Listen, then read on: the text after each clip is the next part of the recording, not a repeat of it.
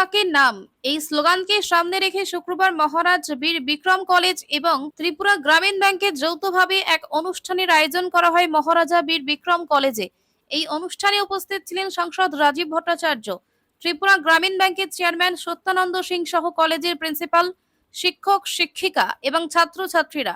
এই দিনের অনুষ্ঠানে বক্তব্য রাখতে গিয়ে সাংসদ রাজীব ভট্টাচার্য বলেন, এক পের মাকে নাম এটা শুধু একটা স্লোগান নয়, এই স্লোগানকে আমাদের বাস্তবে প্রতিটা অক্ষরে অক্ষরে প্রতিপালন করতে হবে, কারণ এটা আমরা মায়ের নামে উৎসর্গ করছি।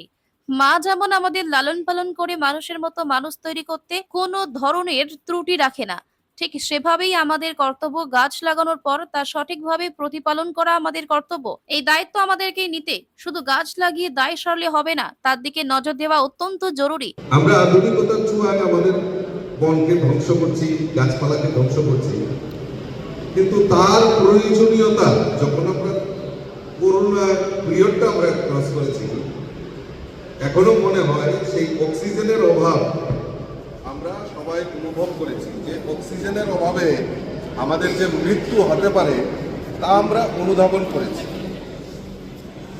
তো এই যে গাছ আমাদের কাছে কত বড় মানে উপযোগী সেটা আমরা অনুধাবন করেছি।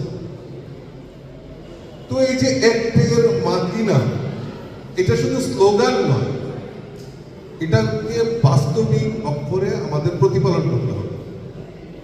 যেমন আমরা নেতা, আমাদের সব সময় সব জায়গাতে যেতে হয়, আমরা হয়তো গিয়ে গাছ লাগাই, ফটো তুলি, সেলফি তুলি, আমরা হ্যাশট্যাগ করি এক পেরকে নাম, আমরা হয়তো চলে যাই, ভুলে যাই। তোমরাও আমাদের যারা স্টুডেন্টরা আছে তারাও আমাদের সঙ্গে সামিল হয়, আমরা লাগাই, কিন্তু আমরা পরে আর ভুলে যাই এই গাছটা।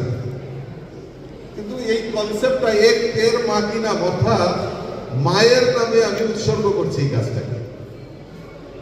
মা যেরকম আমাকে সমস্ত কিছু, আমি ওই গাছটার তলে আমি নিয়োগ করব। শুধু গাছটা লাগালে হবে না, তার প্রতিপালন করা, তাকে এই দায়িত্ব আমাদের দিতে হবে। আমি স্টুডেন্টদের উদ্দেশ্যে বলছি যে এই ক্যাম্পাসটাকে আমাদের রক্ষা করতে হবে। এই কলেজটা কার? এই কলেজটা আমার, এই কনসেপ্টটা আমার। এই দিন কলেজ চত্বরে বৃক্ষরোপণ করা হয়। Bureau report, frontline Tripura.